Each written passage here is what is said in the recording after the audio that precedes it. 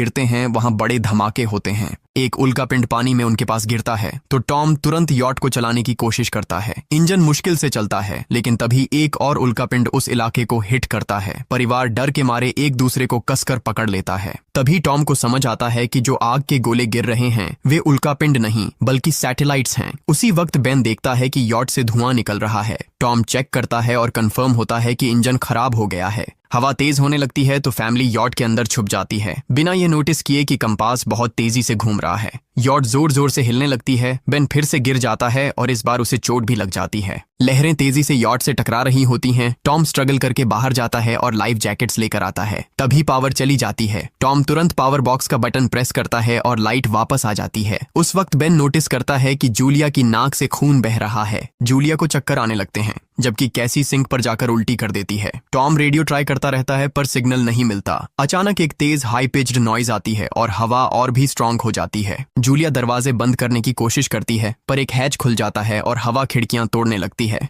Tom एक flare जलाता है और थोड़ी देर बाद अंधेरा छा जाता है।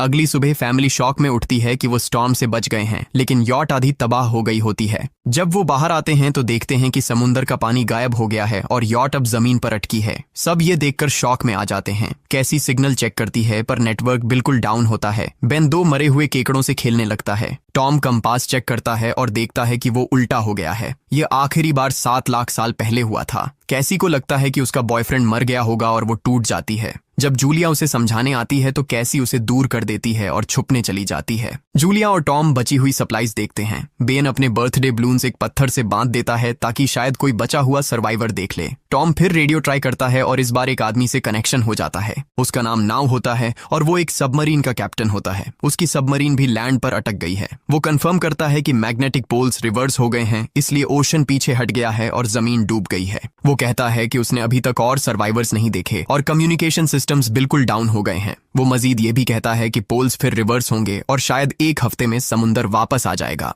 वो फैमिली को वार्न करता है कि जितना हो सके ऊंची जगह चढ़ जाओ, क्योंकि जब पानी वापस आएगा तो वो बहुत खतरनाक होगा। वो बोलता है उसका पार्टनर क्रैश में मारा गया और सबमरीन में बस 3 लोगों की ही जगह है। जूलिया और टॉम उससे कहते हैं कि प्लीज हमारे बच्चों को बचा लो। वो उन्हें अपने कोऑर्डिनेट्स दे देता है। टॉम कैलकुलेट करता है कि सबमरीन तक पहुंचने में 2-3 दिन लगेंगे। वो फैमिली से कहता है आज रात अच्छे से आराम कर लो, कल सुबह हम निकलेंगे। अगली सुबह फैमिली सामान पैक कर रही होती है। तभी टॉम को पास में कुछ हिलता हुआ दिखता है। वो एक लंगड़ा आदमी होता है जिसके हाथ में हार्पून होती है और साथ में एक कुत्ता लगातार भौंक रहा होता है। टॉम उसके पास जाता है और उसे पानी की बोतल देता है, लेकिन वो आदमी कुछ ऐसी भाषा में बोलता है जो टॉम समझ नहीं पाता। पानी पीने के बाद वो अजनबी अचानक टॉम के सिर पर बोतल मारता है और चेहरे पर